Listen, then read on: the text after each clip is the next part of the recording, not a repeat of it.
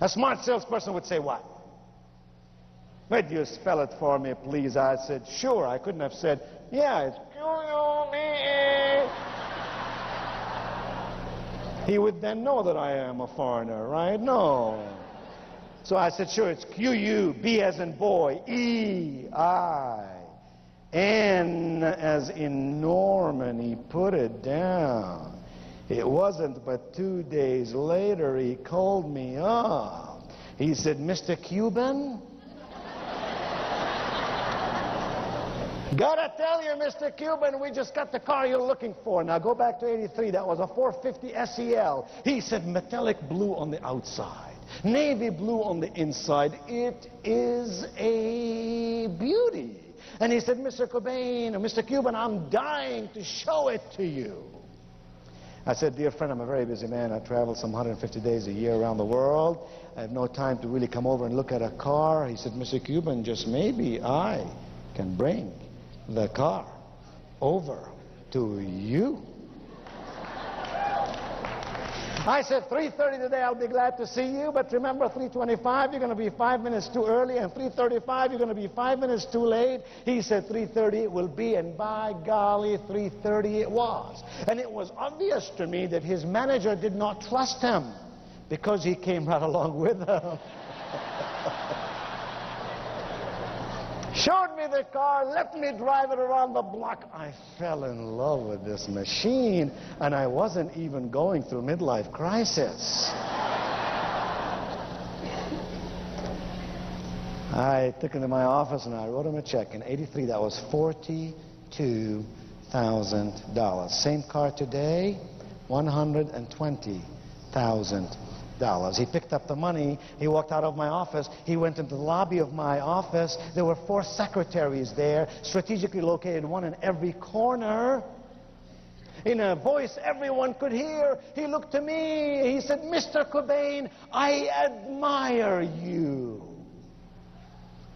I waved to all my secretaries to stop working, start taking some notes.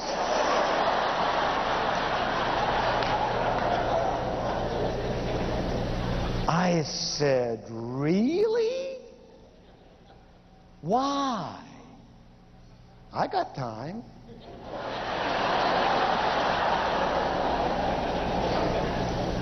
He said, Mr. Cobain, it's not every day I work with a person who's a business person like you. I know what you did today. You did not spend your money. You invested your money in something very worthwhile. I know what you're going to do. You're going to drive that car around. You're going to feel safe. That's number 1. You're going to feel good. That's number 2. You're going to live in style. That's number 3. Oh, Mr. Cobain, I know. You're going to put this car on business. You will depreciate this car over 7 years. Oh, he said, what America needs are more refugees like you.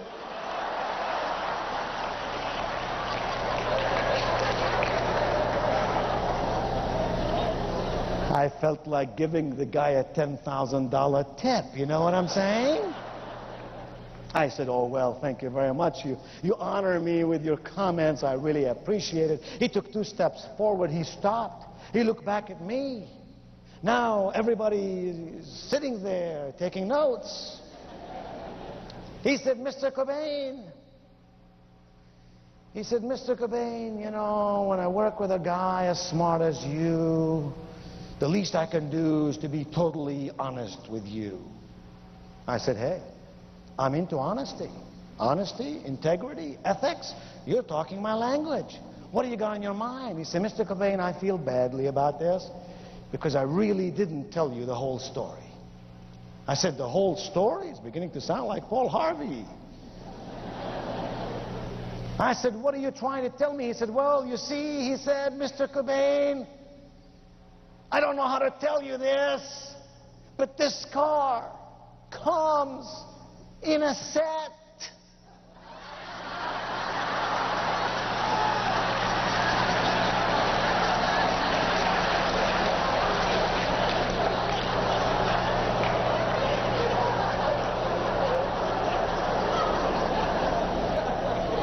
I said, in a what?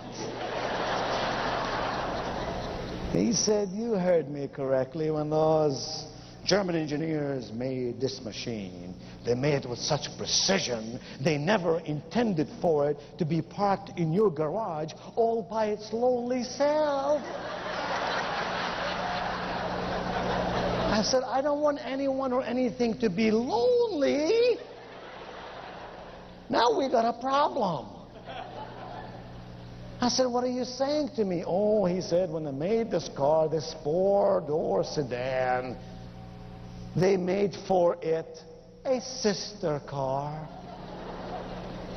I said, a sister car? He said, yeah. They call it the Coup model.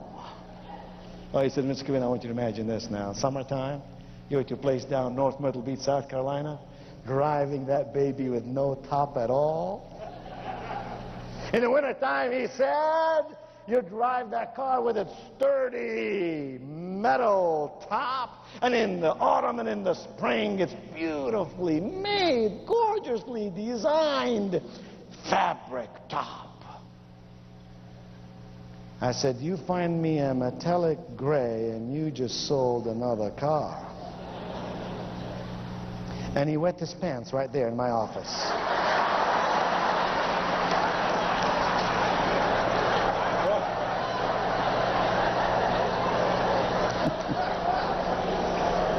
We built a little glass house over the spot there. And we put on it, if you want to be successful, you got to get real and get well, man.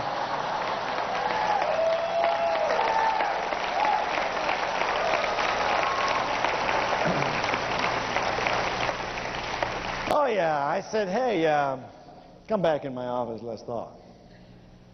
Sat down there with his manager. By the way, this car in '83 cost $46,000, and the darn thing did not have a back seat. So before I hand you this check, got to ask your manager a question. Mr. Manager, when was the last time one of your salesmen, sir, sold 2 cars worth $88,000 in less than 20 minutes? He said, never. I said, it ain't never going to happen again either. Until and unless you teach every one of your salespeople to stop playing God and start being competent.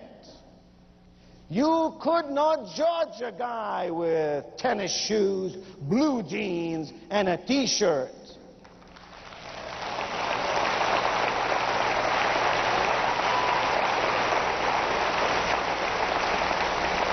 What you got to do, I said, is teach your people how to qualify human beings, because when you least expect it, they'll be the biggest recruit. When you least expect it, they'll be the biggest retail customer. When you least expect it, someone in your downline will wake up and start smelling the roses.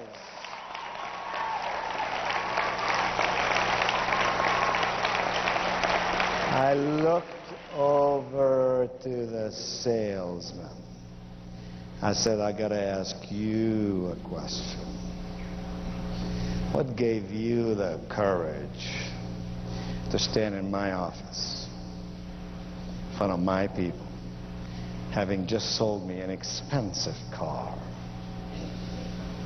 to ask me to buy another car as if to say, you got a donut? Would you like a cup of coffee to go with it?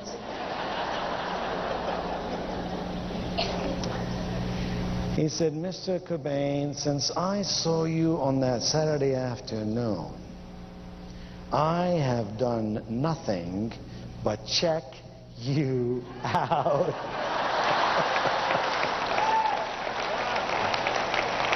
Oh, man. He said, I got hold of some of your tapes and memorized that stuff, man.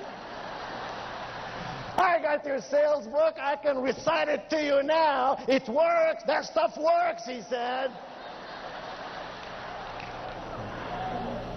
Oh, my. That was a true story. I was in '83, and I've never driven another car since. I exchange the cars every 2, 3, 4 years. I tell the story of the young man who sometimes in his naivety had power. Sometimes you and I think we know enough to make the decisions to hold us back.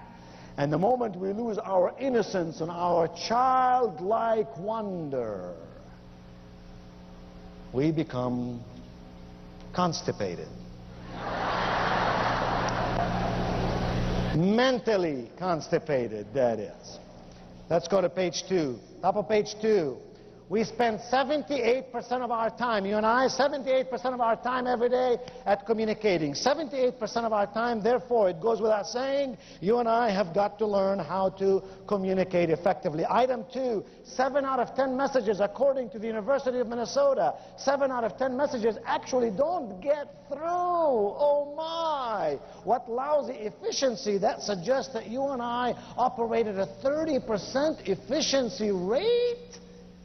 When time is the only inventory that you've got, it's the only thing in your life you cannot replenish, is time. We ought to use time like it's the greatest of all treasures, because none of us can make more of it. 30%, University of Minnesota says, efficiency rate for most people at communication. Here's what they're really saying, item 3, basically 70% of one's communication efforts, 70% of one's communication efforts get gargled somehow. They get gargled. By that we mean A, B, C, D. A, they get misunderstood. You say something and somebody misunderstands you. When my son Ramsey, who's 17 now, was about 2 or 3, and I left for work in the morning, I told him, I said, Ramsey, you've been giving your mom a hard time. And if I come back tonight and your mom says that you are a naughty boy, I, as your father, must spank you. So don't misbehave.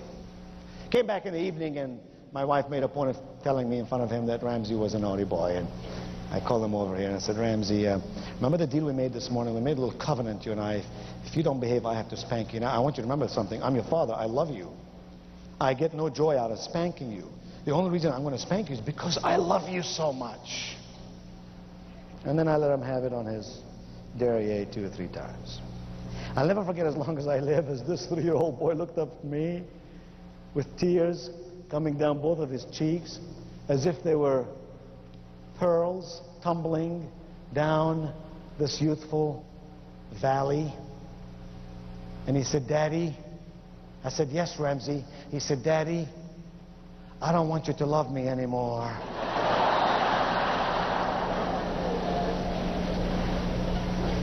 70% of our messages somehow, sometimes get misunderstood. B, they get mistaken. Mistaken, we mean one thing and they mistake it for something else. C, they get missed. We send somebody a message, they never get it. And D, they get messed, as in messed up. They get messed up. By that we mean someone takes a message for you, they write down the wrong number, you can't call the person back, it gets messed up, opportunity lost. Here's what you and I have to do if we're really going to become good, solid communicators. We have to apply the slow method, S-L-O-W. The S stands for speaking. Speaking, not talking. Keep in mind, please keep in mind, you can talk about last night's ball game or today's ball game or tomorrow's weather, but if you're gonna say something about the starlight opportunity, you gotta think first. Design your words like an artist would design his or her work. And frame it in a way that the receiver would find in it value, inspiration, benefit. That's why we say speak, not just talk. We talk too much and we speak too little. I'll give you a couple examples.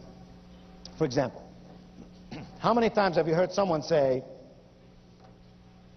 I love you more than you'll ever know? Have you heard that before? Why do we say stupid things like that? I mean, if you love me, go ahead and tell me how much you love me. Why are you teasing me so much? It makes no sense to me. How about when we say to someone, if I told him once, I told him